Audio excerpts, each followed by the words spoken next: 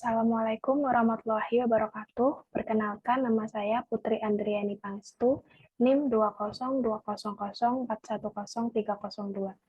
Di sini saya akan mempresentasikan analisis studi kasus mengenai faktor kegagalan JDID dan cara untuk menghadapi persaingan bisnis. Berbagai faktor kegagalan JDID. Salah satu anak usaha e-commerce yang berasal dari Tiongkok, JDID mengumumkan tutup permanen per 31 Maret 2023. Para ahli memprediksi ada beberapa faktor penyebab kenapa JDID akhirnya tutup. Menurut konsultan bisnis dan marketing Yuswo Hadi, terdapat 3 faktor utama yang menyebabkan kegagalan bisnis pada JDID, yaitu yang pertama, kehabisan dana segar. Adanya penahanan suntikan dana dari investor ketika suntikan dana dari induk usaha JDID dan partner visinya sedang melakukan pengetatan kucuran dana, pihak JDID sendiri tak kunjung mencapai pertumbuhan yang menguntungkan, sehingga mereka kekurangan dana segar. Akibat dari kekurangan dana segar tersebut menjadi masalah serius bagi perkembangan bisnis, karena dana tersebut adalah sumber daya terpenting yang membantu menunjang pertumbuhan dana perluasan bisnis. Yang kedua, kalah bersaing dengan e-commerce the Big Five. Bisnis yang tidak mampu bersaing dengan kompetitor yang lebih kuat dan inovatif akan sangat sulit untuk bertahan dan berkembang. Tanpa kemampuan untuk mengatasi tantangan dan merespon permintaan pasar dengan baik, bisnis tersebut akan terus tinggal dan kalah bersaing. Pada akhirnya, bisnis akan dinyatakan gagal dan terpaksa untuk menutup usahanya. Oleh karena itu, penting bagi setiap bisnis untuk terus memperkuat kemampuannya dan menjaga daya saing agar dapat bertahan dan sukses dalam jangka panjang. Yang ketiga, terlambat masuk pasar. JDID termasuk bisnis yang terlambat masuk ke pasar Indonesia. Ditambah lagi investasi marketing yang tanggung, sehingga brandnya tak kunjung kokoh terbentuk yang mengakibatkan brand equity lemah. Brand equity merupakan aset bagi setiap perusahaan. Hal ini merupakan nilai yang terkait dengan nama, merek, desain, dan simbol sebuah perusahaan yang menciptakan preferensi dan citra positif bagi konsumen.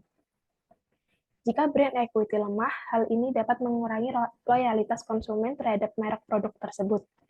Konsumen akan berkurang mempercayai dan memiliki keyakinan yang lebih rendah pada produk tersebut dan akan lebih mudah untuk berpindah ke produk lain. Cara untuk menghadapi persaingan usaha. Cara untuk menghadapi persaingan bukanlah hal yang mudah. Konsisten dan inovatif sangat diperlukan dalam menjalankan sebuah bisnis agar tetap bertahan dan dalam bersaing. Tak hanya itu, untuk menghadapi tantangan dan menghindari terjadinya kebangkrutan, maka para pelaku usaha membutuhkan strategi untuk menerobos ketatnya persaingan. Cara untuk menghadapi persaingan usaha yang bisa dilakukan yaitu: pertama, perkuat brand produk. Hal terpenting untuk menghadapi persaingan usaha adalah seberapa besar brand dan produk memiliki potensi untuk menghasilkan pendapatan dalam jangka waktu yang panjang. Dengan memperkuat brand, bisnis akan lebih mudah dikenali oleh masyarakat dan secara tidak langsung akan dengan mudah dipilih oleh konsumen untuk mewakili produk-produk serupa. Yang kedua, ketahui pesaing bisnis. Tidak ada hal lain yang lebih sulit selain mencoba mendalami dan mengetahui lebih dalam mengenai kompetitor yang menjadi pesaing bisnis. Mengetahui pesaing bisnis artinya mengetahui apa kelebihan dan kelemahan kompetitor. Dengan mengetahui kekurangan dari pesaing bisnis akan membuat kita memiliki kewaspadaan dan tidak jatuh pada kegagalan yang sama. Yang ketiga, gencarkan promosi produk. Promosi erat kaitannya dengan penguatan brand dan peningkatan nilai di mata konsumen.